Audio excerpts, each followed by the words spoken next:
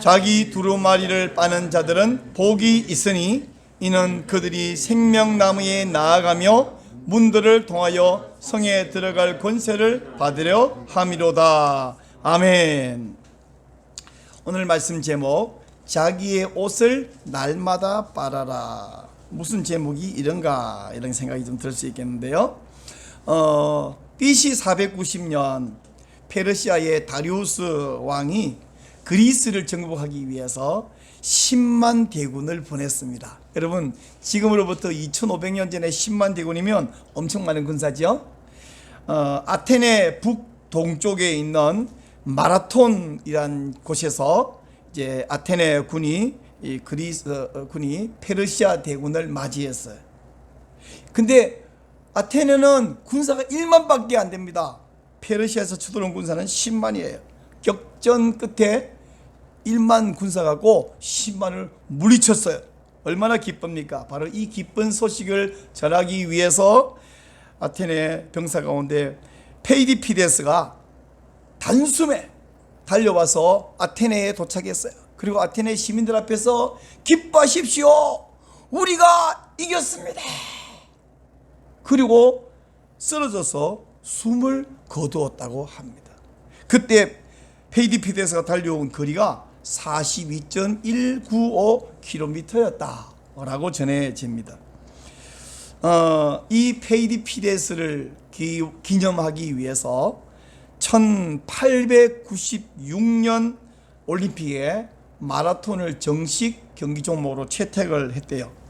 근데 이 마라톤에 선수를 안 내보내는 나라가 있어요. 어떤 나라일까요? 그리스하고 페르시아가 싸움을 해서 페르시아가 졌죠. 그 페르시아의 후예들이 오늘날 이란이라는 나라잖아요. 그러니까 이란이 뭐가 좋다고 선수 내보내겠어요, 그죠?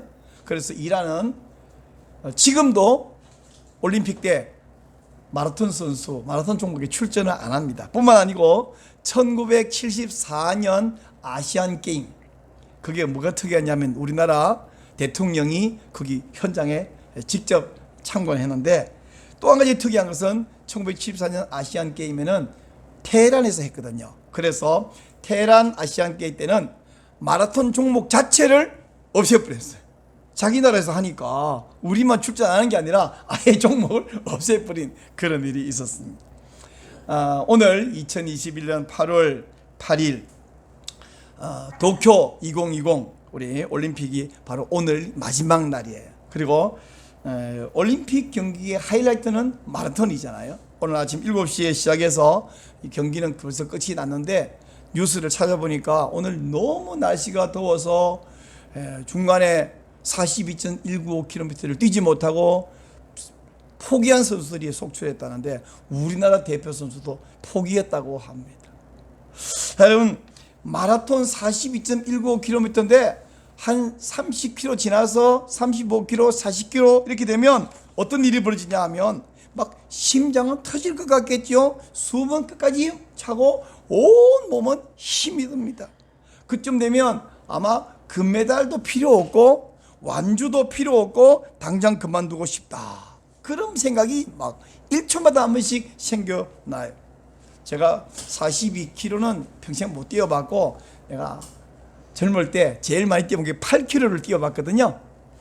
와, 힘들어 죽겠더라고. 8km 그게 무슨 마라톤이라고. 단청 마라톤을 뛰는데 힘들어 죽겠는데 너무 힘들어서 중간에 좀 걸었거든요.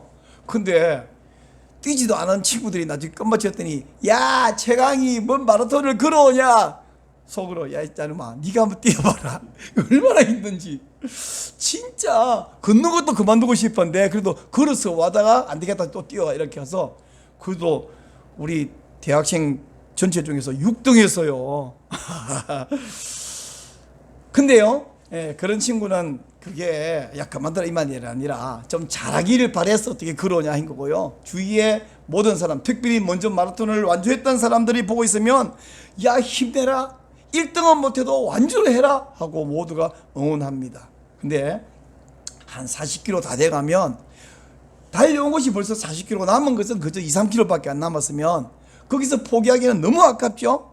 어떤 마음일까요? 한편으로는 당장 그만두고 싶은데 한편으로는 죽었으면 죽었지 그만둘 수는 없다. 그런 생각이 듭니다. 자, 이런 이야기를 제가 왜 하냐 그러면 마라톤만이 아니라 인생도 막바지는 다 어렵다 하는 거예요. 막바지는. 신앙생활도 막바지는 다 어렵다. 그래서 가수 노사연이 김종환 씨가 지은 작사 작곡한 노래를 가지고 이렇게 부르더라고요. 내 손에 잡은 것이 많아서 손이 아픕니다. 등에 짊어진 삶의 무게가 온몸을 아프게 하고, 손도 아프고 온몸도 아프고 마음도 아프고 인생이 참 아프고 힘듭니다. 근데 우리 인생도 원래 그러는데 신앙생활은요, 거기에다가 하나 더 힘들다는 거죠. 그래서 천국 가는 것도 좋지만 신앙생활 제대로 하는 거 너무 힘들어서 여기서 주저앉아 버릴까, 여기서 그만둬 버릴까, 아니면 대충 하고 말까, 이런 생각이 막바지 갈수록 들 수 있다는 것입니다. 뭐 그 모양이냐가 아니라 다 이해가 됩니다. 서로 이해가 됩니다. 그럼 우리만 힘들었냐? 예수님 믿고 아직 100년도 안 된 초대교회 성도들 어땠습니까? 그들도 힘들었어요. 아직 예수님의 직접 제자인 사도 요한이 살아있고 사도 바울도 살아있고 한 그 시대의 성도들 어땠냐? 힘들었어요. 그래서 그때도 그만둬 버릴까, 그래서 유대교로 돌아가 버릴까 하는 고민하는 성도가 있었기에 그건 말이 안 된다 하고 조목조목 이야기한 사람은 히브리서 저자인데, 요한 시대에 요한도 힘들었고 요한이 섬기던 에베소 교회도 힘들었어요. 그래서 예수님께서 밤모섬에 유배되어 있는 요한에게 나타나서 포기할 수 없는, 그만둘 수 없는 이유들을 보여주는데, 히브리서 기자는 예수님과 유대교를 비교해서 돌아가는 게 말이 안 된다 했지만 요한에게 보이신 예수님은 앞으로 미래를 보여주면서 미리 이런 일이 벌어질 건데 이걸 포기하고 그만두는 것은 말이 안 된다, 이런 이야기를 했어요. 그 시대에 정치적으로도 어렵고 환경적으로 어려운데 그들이 얼마나 막 거기에서 유혹도 받고 흔들렸는가를 볼 수 있는 것은 요한계시록 2장과 3장에는 소아시아 7교회에 편지를 보냈잖아요. 그 교회에 보면 7교회 가운데 예수님이 책망하지 않고 칭찬만 한 교회는 2교회밖에 없습니다. 서머나 교회하고 빌라델피아 교회. 근데 서머나 교회는요, 핍박, 박해가 심했어요. 근데 박해받으면서 믿음을, 누구보다 제일 심한 박해하면서 믿음을 제일 잘 지켰다 하고 칭찬하는데, 이 서머나 교회를 보면 박해가 반드시 우리 신앙생활에 방해만 되는 것은 아니구나, 이런 생각도 듭니다. 오늘날 서머나 교회처럼 박해받는 지역, 그런 나라들이 많은데 가깝게 북한도 박해받고 있잖아요. 근데 제가 들은 이야기 가운데 북한에 있는 성도들이 우리 남한에 있는 대한민국 교회 성도들에서 기도를 한대요. 왜냐하면 한국 교회가 너무 타락하고 변질되고 너무나 연약해졌다고 걱정하면서 기도한대요, 우리를 보고. 오히려 반면에 그 시대에 가장 책망 많이 받은 교회는 라오디게아 교회입니다. 주님이 아주 혹평을 하시면서 너희들이 벌거벗은 것을 알지 못하느냐, 옷을 흰 옷을 사서 입어라. 자, 여러분 요한계시록 3장 18절인데 한번 읽겠습니다. 시작. 내가 너를 권하노니 내게서 불로 연단한 금을 사서 부요하게 하고 흰 옷을 사서 입어 벌거벗은 수치를 보이지 않게 하고 안약을 사서 발라 눈에 발라 보게 하라. 여러분, 그 당시에는 라오디게아 지역에는요 굉장히 다른 도시보다 부자였대요. 여유가 있었어요. 그랬는데 이 사람들은 자기들은 여유롭다고 생각하면서 잘한다고 생각하는데 예수님 보시기에는 제일 못하는 교회. 그래서 너희들을 벌거벗은 거요. 너희들이 눈이 멀은 거야. 지금 너희들은 지금 가난한 거야. 이렇게 내게서 불러온다는 금을 사서 부유하게 해라. 흰옷을 사서 입어서 벌거벗은 수치를 가려라. 이렇게 말씀하십니다. 여러분, 오늘날 북한 교회가 서머나 교회처럼 박해받는 교회라면 대한민국 교회는 소아시아 7교회에 비교하면 라오디게아 교회와 가장 유사하다라고 생각할 수 있습니다. 그러므로 우리에게 필요한 것은 주님으로부터 흰옷을 사서 입어서 벌거벗은 수치를 감춰야 되는 줄 믿으시기 바랍니다. 또 한편으로 7교회 가운데 4대 교회의 경우에는 회개하라고 하시면서도 너희들 가운데 다행히 옷을 더럽히지 않은 소수가 있다. 그들은 나와 함께 다니게 될 것이다. 이렇게 칭찬합니다. 자, 요한계시록 3장 4절인데 같이 읽겠습니다. 시작. 그러나 사대에 그 옷을 더럽히지 아니한 자 몇 명이 내게 있어 흰옷을 입고 나와 함께 다니리니 그들은 합당한 자인 영고라. 이렇게 보면서 사대교회의 다른 성도들이 변질되고 타락할지라도 그 가운데 어떤 사람이 있었어요. 옷을 더럽히지 않은 자가 있었다. 야, 이것을 보면요, 우리 주님이 다른 사람이 다 죄 지을때라도 너만은 죄 짓지 마라, 너만은 거기 빠지지 말라고 얼마나 간절히 말씀하는지, 그런 말씀이 18장 4절에도 나와요. 자, 한번 읽겠습니다. 또 내가 들으니 하늘로부터 다른 음성이 나서 이르되 내 백성아 거기서 나와 그들의 죄에 참여하지 말고 그가 받을 재앙들을 받지 말라. 그들의 죄에, 남들이 다 죄에 빠지니까 남이 다 하는데 나도 해도 되나? 남이 다 도둑질한다고 나도 해도 되나요? 남이 다 욕한다고 나도 해도 되나요? 남이 죄를 짓다고, 남들이 다 주일 예배에 빠질 뿐인데 나도 요즘 다 빠지는 추세가 아닌가요? 유행이 무슨 상관이 있습니까? 내 백성아 그들의 죄에서 나와라. 예수님의 간절한 음성입니다. 그러므로 다른 사람이 어떻게든 나 한 명, 여러분, 남의 믿음은 내가 도와주고 격려할 수 있지만 결국 그 사람의 결정이지만 최소한 내 마음, 내 행동, 내 믿음은 내가 결정할 수 있잖아요. 주님은 네 결정 네가 해서 거기서 나오라고 부르고 계십니다. 자, 이렇게 해서 이기는 자에게 우리 주님은 뭐라고 복을 주신다. 잘 들어보십시다. 순수한 신앙을 가지는 거 힘들지만 천국이 가까우며 주님이 주시겠다는 상급이 눈앞에 있는 것을 생각하면 우리가 이 경주를 포기할 수 없어요. 자, 보세요. 마라톤 지금 막 42.1고 내 지금 40km 가까이 왔어요.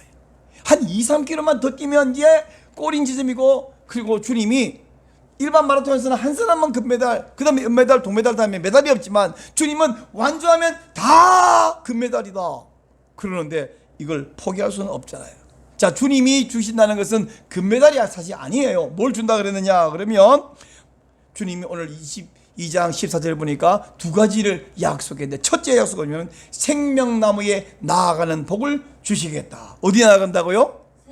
어디 나아간다고요? 생명나무에 나아간다. 여러분, 생명나무 그러면 딱 생각나는 구절이 뭐냐면 창세기 3장입니다. 에덴 동산에 많은 나무가 있지만 그 중에 정말 중요한 두 나무가 있죠. 첫째 한 나무는 선악을 알게 하는 나무, 일명 우리가 줄여서 선악과라 그러는데, 이 선악과를 먹어버려서 죄인이 되어버렸습니다. 죽는 자가 되었습니다. 하나님께서 그들을 에덴에서 추방하시면서 이렇게 말씀하셔요. 창세기 3장 24절 제가 읽을게요. 이같이 하나님이 그 사람을 쫓아내시고 에덴 동산 동쪽에 그룹들과 두루 도는 불칼을 두어 생명나무의 길을 지키게 하시니라. 이 무슨 의미냐면 추방을 해버리고 그들이 다시 에덴 동산으로 들어와서 생명나무 열매를 따먹고 죄를 지은 채 영생하면 안 되니까 생명나무 열매를 못 따먹게 그 길을 막는데, 거기 그룹이라고 하는 것은 천사의 이름인데 천사 가운데 우리에게 친절을 베푸고 온화한 천사가 아니라 무섭고 겁이 나서 감히 접근도 못하게 하는 그런 무시무시한 그룹이라는 천사를 세워놨어요. 그리고 그 앞에 빙글빙글 돌아가는 불칼, 어떻게 생겼는지 상상이 안 됩니다. 알아서 상상해 보세요. 성경에는 이까지인데 불이 빙글빙글 돌아가는 불칼이 그 앞에서 사람이 접근을 못하게, 뭐 하라고? 생명나무 열매 따먹지 말라고. 그런데 이제 우리 예수님의 보혈로 죄를 씻은 성도, 죄를 해결한 성도는 어떤 복이 생기냐? 첫째 복은 생명나무에 나아갈 수 있는 권세, 이 복을 주신다고. 다시 말하면 이 열매를 따먹고 영생할 수 있는 복을 주시는 줄 믿으시기 바랍니다. 자, 완주하는 사람에게 주님이 약속하신 두 번째 복은 뭐냐면 문들을 통하여 성에 들어갈 권세. 뭘 통하여? 문들을. 이 무슨 문이냐 그러면 요한계시록에 설명되어 있는 천국의 12진주문을 이야기합니다. 자, 요한계시록 21장 12절 화면 보고 같이 읽겠습니다. 크고 높은 성곽이 있고 12문이 있는데 문에 12천사가 있고 그 문들 위에 이름을 썼으니 이스라엘 자손 12지파의 이름들이라.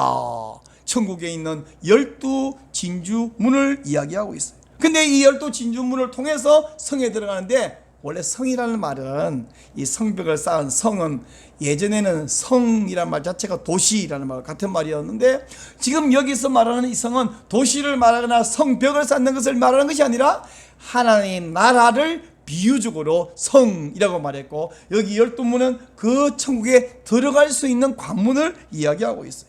근데요, 22장 14절을 우리가 읽었잖아요. 바로 이어서 15절을 보니까 뭐라냐면, 모든 우상 숭배자, 불신자, 음행하는 자, 거짓말하는 자는 더하냐면 성 밖에 있으리라. 다시 말하면 그 성에 들어오지 못한다. 누구만 들어가냐면 끝까지 이기는 자에게만 이 성에 들어갈 권세를 주신다는 거예요.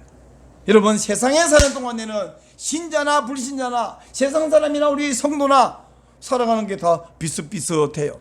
똑같이 시집가고 장가가고 애 낳고 직장 다니고 지하철에서 시달리고 직장에 시달리고, 때로는 화나면 욕도 하기도 하고. 진짜 욕하나요?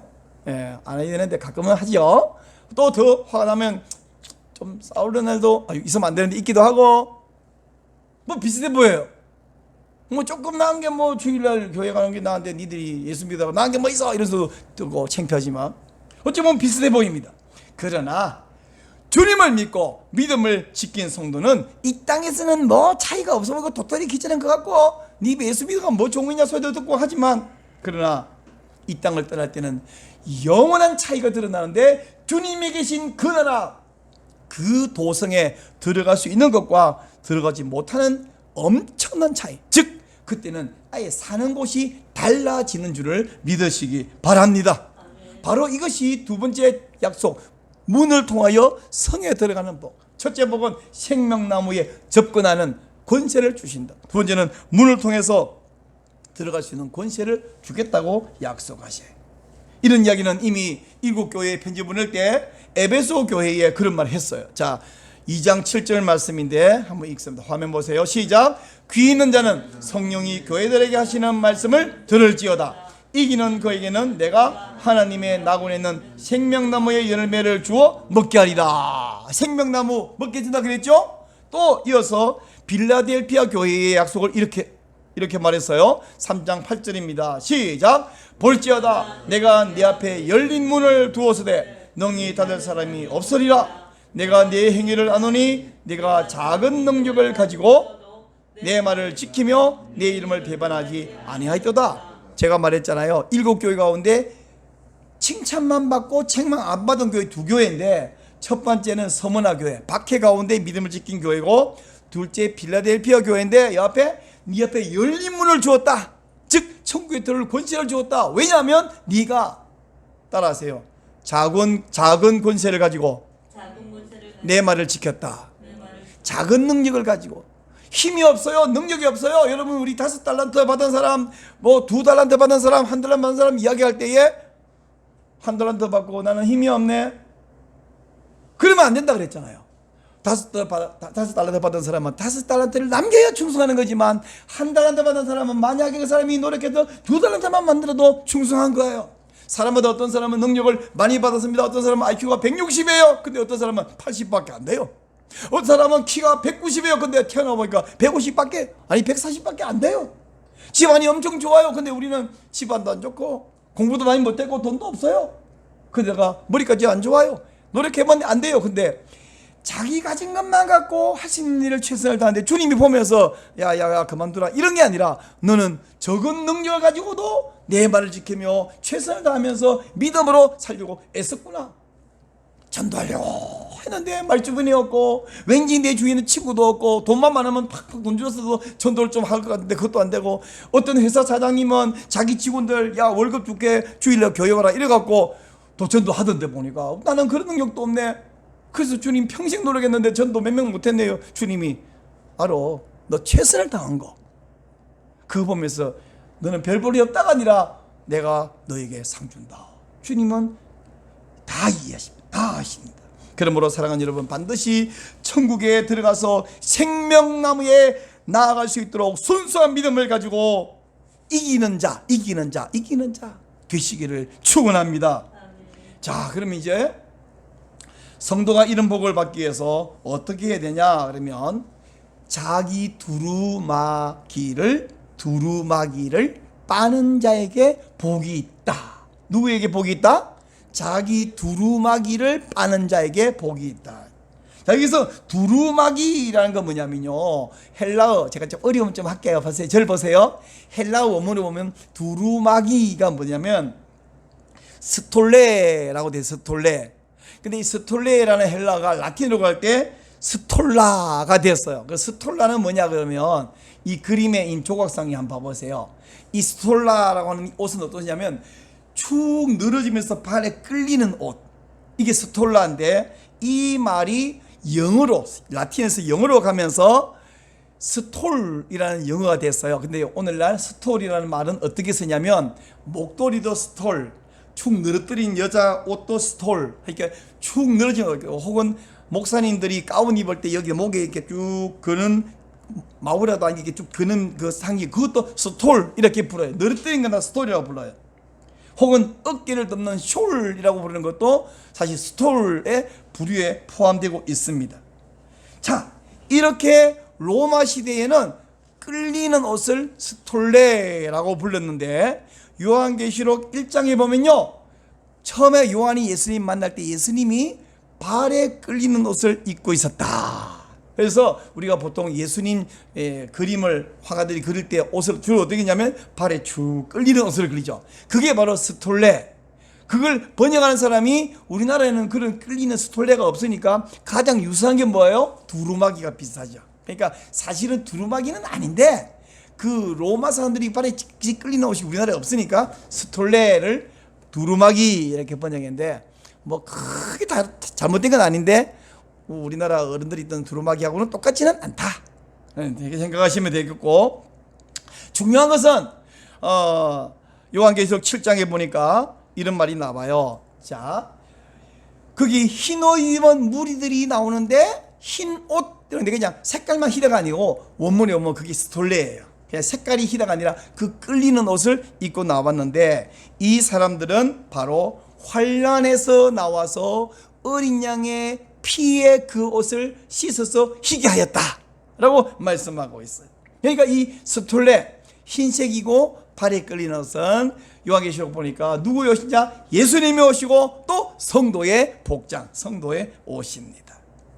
자, 그러면 이 스톨레, 흰 옷, 발에 끌리는 옷, 이 옷을 어떻게 했냐면 어린 양의 피에 씻어서 희게 만들어라. 오늘 어떤 사람이 복이 있다면 자기의 두루마기, 자기의 스톨레를 빠는 자에게 복이 있다. 우리 여러분 옷을 빨라면 어디 빠냐면 비누하고 물을 해가지고 빡빡 문질러서 옷을 빨아야 되는데, 오늘 보니까 그렇게 빠는 것이 아니라 어린 양의 피에 빤다. 자, 피에 빤다는 얘기 조금 이따 설명을 하기로 하는데, 우선 빤다라는 이 헬라어 원문을 보니까요, 플루노라는 단어를 썼는데 문제가 뭐냐면 이 플루노라는 단어의 그 꼬리, 시제가 뭐냐면 우리나라 말에는 과거, 현재, 미래 이렇게 있잖아요. 헬라어 원문에는 현재 분사 이런 게 있어요. 그럼 현재 분사는 무슨 말이냐면 이거는 한 번만 하는 것이 아니라 계속해서 한다 이런 뜻이에요. 그러니까 이 자기 두루마기를 계속해서 빠는 자에게 복이 있다. 여러분, 우리가 예수 믿을 때 회개를 한 번만 해요? 여러 번 해요? 물론 처음 예수 믿을 때는 한 번 회개합니다. 그 다음에 우리가 예수 안 믿다가 믿는 회개는 한 번만 하지만, 예수 믿은 이후에도 계속 죄를 짓고 오염되고 더러워지기 때문에 계속 회개를 해야 되죠. 어느 날 예수님께서 제자들의 발을 씻겨줄 때에 베드로가 선생님 제 발을 씻어주시다니요? 아니되옵니다. 그때 예수님이 내가 네 발을 안 씻으면 너랑 나랑 상관이 없다. 에? 그렇습니까? 그러면 제가 머리부터 발까지 다 씻어주십시오. 아니야, 이미 목욕한 자는 발만 씻으면 되느니라. 이건요 의생 이야기가 아니라 매우 영적인 이야기인데, 이미 목욕한 자는 발만 씻으면 되느니라. 이미 예수 믿는 여러분은 근본적인 회개는 이미 했어. 그러나 계속해서 매일매일 발 씻듯이 매일매일 회개가 필요하다, 이런 이야기예요. 이래서 요한은 매일매일 필요한 회개를 두고 뭐라 그러냐면 이렇게 말합니다. 만일 우리가 죄 없다 하면 스스로 속이고 진리가 우리 속에 있지 아니할 것이고, 만일 우리가 범죄하지 않았다고 하면 하나님을 거짓말장이로 만든다고 말한 다음에, 그러나 만일 우리가 우리 죄를 자백하면 그는 미쁘시고 의로우사 우리 죄를 사하시며 우리를 모든 불의에서 깨끗하게 하실 것이라고 약속했습니다. 자, 여러분의 죄, 여러분 죄 있습니까 없습니까? 목사님, 뭔 죄를 지었다고 자꾸 죄 그러세요? 죄 없나요? 죄 있습니다. 저도 여러분. 우리 근본적으로 한번 예수 믿었는데 우리 죄인 아니라면서요. 네, 근본적으로 죄인 아닌데 죄를 지었어요. 그러니까 또 회개하죠. 날마다 이 옷을 빨아야 되는 것입니다. 근데 어떻게 빠느냐? 좀 전에 잠깐 말한 대로 물과 수프 타이로 빠는 것이 아니라 어린 양의 피에 빤다. 자, 상상을 한번 해봐요. 얼마나 이상한 상상인지. 피는 색깔이 붉어요. 거기다가 어떤 천을 담갔다가 끄집으면 빨아집니까? 오염이 되겠죠. 징그럽겠죠. 근데 그걸 어떻게 빤다고 말하느냐? 왜 그렇게 말하는지를 제가 설명해 드릴게요. 자, 여러분, 흰색 반대말은 무슨 색이에요? 흰색 반대, 검은색. 대한민국 사람 1000명 가운데 1000명이죠. 다 그렇게 생각합니다. 흰색 반대는 검은색. 근데 성경에서는 또 히브리인들에게는 흰색 반대가 뭐게? 이러면 백의 백, 붉은색이라고 말합니다. 왜 흰색 반대를 붉은색이라 하느냐? 우선 성경을 한번 봅시다. 이사야서 1장 18절 제가 읽을게요. 여호와께서 말씀하시되 오라 우리가 서로 변론하자. 너희 죄가 주홍 같을지라도 눈과 같이 휘어질 것이요 진홍 같이 붉을지라도 양털같이 되리라. 여기 흰 거 두 개가죠. 눈, 양털 둘 다 희잖아요. 근데 붉은 눈은요, 너희 죄가 주홍 혹은 진홍, 얼마나 시뻘거냐. 왜 이렇게 말하냐 그러면요, 자 생각해 보세요. 보통 사람이 하나님께 가까이 가고 싶은데, 하나님 어디 계시냐면 성전에 계시잖아요. 그럼 성전에 가려는데 우리가 성전에 가면 죽어요. 왜냐하면 죄인이거든요. 안 죽으려면 어때? 죄를 해결하고 나가야 되는데, 그래서 성전의 문을 딱 들어가면 제일 먼저 턱 보이는 건 뭐냐면 번제단이 보입니다. 제단이 보입니다. 그리고 그 제단 앞에 속죄물 양을 가져와서 그 양을 잡아서 죽이는데, 잡기 전에 뭐부터 하냐면 손을 머리에 올립니다. 안수하고. 그리고 내 죄를 다 비통한 마음으로 고백해요. 제사장 앞에서. 그리고는 이렇게 할 때에 하나님이 내 죄를 이 양에게 다 전가시켜요. 그런 다음에 양을 죽여요. 그 양의 피를 뽑아서 제단에 뿌리고 이 양을 태워요. 자, 그럴 때에 내 죄는 내가 지었는데 양이 다 죄를 뒤집어서 양이 대신 죽었거든요. 이제 내가 죄를 해결받았죠. 그리고 성전에 나아갈 수 있다. 이것이 하나님이 우리의 죄를 해결하려고 만들어진 제도, 제사 제도입니다. 근데 이 제사 제도는 사실은요, 이 양은 모조품이고 이미지이고 임시적인 것이고, 더 심하게 말하면 가짜예요. 그럼 진짜는 뭔데? 예수 메시아, 예수 어린 양. 그 예수님이 앞으로 이 양이, 죄 없는 양이 내 죄를 뒤집어 쓰고 나를 위해 죽듯이 이 양처럼 죽을 메시아가 올 거다 라고 하나님이 약속했는데 진짜 왔어요. 그가 바로 예수님이십니다. 그래서 예수님의 피를 한번 이 제단에 뿌린 게 아니라 이 땅에 있는 모조품, 가짜 말고 진짜인 하늘 성소에, 하나님의 지성소에 뿌렸기 때문에 우리는 한 번의 제사로 영원히 죄가 해결되었고, 이제 우리가 하나님께 담대히 나아갈 수 있게 된 줄로 믿으시기 바랍니다. 그래서 이 예수님이 나를 위해, 나 대신 내 죄를 속하려고 죽으셨다는 사실을 믿는 모든 사람은 우리가 속죄를 받아서 피와 같이 붉은 죄 눈같이겠네. 피와 같이 붉은 죄, 그 붉은과 반대는 흰, 정결함. 즉 다시 말하면 이것은 붉은과 흰 것의 색깔의 대조가 아니라, 여기 말하는 지금까지 희게 하였느니라는 힘은 빛깔의 힘이야, 흰 것이 아니라 영적인 정결함을 이야기한 것이었고, 이 정결함의 반대는 죄예요. 그러니까 붉음이라는 것이죠. 흰색, 검은색, 그런 어떤 미술적인 이야기가 아니란 것입니다.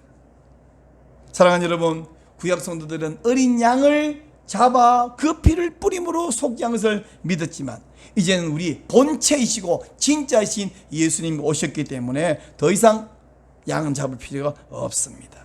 우리 이 예수님을 믿는 것이 바로 자기의 두루마기를, 자기의 스톨레를 어린 양의 피에 빠는 것이고 씻는 것이고 쉬게 되는 것이고 정결하게 해서 용서받고 하나님의 계신 그곳에 성문에 들어가며 거기 있는 생명나무 열매를 따먹고 거기서 영생 복 나가는 복을 주시는 것인 줄 믿으시기 바랍니다. 자, 근데 여러분 다 예수님 믿고 이 자리에 와 계시잖아요. 그럼 우리 이제 과거형이고 더 이상 필요 없는 이야기이냐? 만약에 믿는 척하고 교회에 와 있었고 혹은 오늘 영상에 예배 드리는 가운데 아직 나 한 번도 예수님 믿는다고 고백한 적은 없고 교회만 다니네요. 그런 분이 계신다면 오늘 이 말씀 듣고 예수님이 나를 위해 나 대신에 나를 속하려고 죽으셨군요, 제대로 알았습니다 하고 오늘부터 믿기를 바랍니다. 근데 뭐 그런 분 별로 없으리라고 보고 다 믿는데 그럼 우리와 상관이 없냐? 아까 제가 말씀드렸죠? 옷을 빤다라고 하는 그 플루노라는 말이 어떤 형태냐면 플루논테스, 즉 현재 부사형, 날마다 반복해서 계속 옷을 빨아야 된다고 말씀드렸죠. 다시 말하면 예수님께서 이미 목욕한 자는 발만 씻으면 되느니라 말한 것처럼 우리도 성도가 예수 믿고 이 땅에 10년, 30년, 50년 살면서 날마다 죄를 짓고 있잖아요. 그래서 이미 보혈을 믿는 여러분 신자들은 날마다 자기의 옷을, 자기의 이 스톨레 두루마기를 예수님의 보혈에 날마다 빨아야 된다는 거죠. 근데 날마다 빨고 사는 것이 이게 재미있고 신나는 일이 아니라 매일 최소 하루에 한 번이라도 하루를 돌아보면서 주 앞에 내가 그 생각이 옳았나? 내가 그 말이 합당했나? 내가 그 행동이 주님이 기뻐할 것인가? 어떤 분이 말한 것처럼 이 상황에서 이 문제 앞에서 예수님이라면 어떻게 하셨을까? What would Jesus do? 주님이라면 어떻게 하셨을까? 남들은 이렇게 하는데 나는 이렇게 하고 싶은데 예수님은 그것을 기뻐하신가? 주의 뜻인가? 하나님의 말씀에 합당한가? 그렇지 않았군요. 제가 생각이 짧았습니다. 제가 유혹을 받아 약했습니다. 주님 정말 죄송합니다. 저를 용서하시고 예수님을 믿고 제가 믿음으로 결단으로 나아가겠습니다. 내가 신앙생활을 이렇게 해도 되겠는가? 주일 성수 이렇게 되겠는가? 전도에 대해서 이렇게 무관심해도 되겠는가? 내가 헌금을 이렇게 인식해 되겠는가? 내가 마음에 안 든다고 그 사람을 이렇게 미워하고 악한 말을 해서 되겠는가? 회개하고 믿음으로 여러분의 옷을, 영적인 옷을 예수님의 피에 빠는 자들이 되시기를 축원합니다. 마라톤 막바지, 신앙생활도 갈수록 힘드네. 마라톤이 갈수록 힘들잖아요. 시작할 때야 힘이 펄펄 나서 뛰지만 한 5km 이상 뛰어보세요. 얼마나 힘든가. 가다가 우리가 오늘 사는 시대는 2021년 주님이 다시 오시면 하고 언제 오신지 모르지만 세월이 갈수록 세상은 더 악합니다. 그렇게 낭만적이지 않아요. 예수 믿도록 호락호락하지 않습니다. 세상은 우리의 편이 아니에요. 악한 마귀는 우리 편이 아닙니다. 마귀는 머리가 좋아요. 마귀는 지치지도 않아요. 마귀는 막바지가 될수록 더 악을 씁니다. 그럼 우리가 신앙생활하기 훨씬 더 어렵습니다.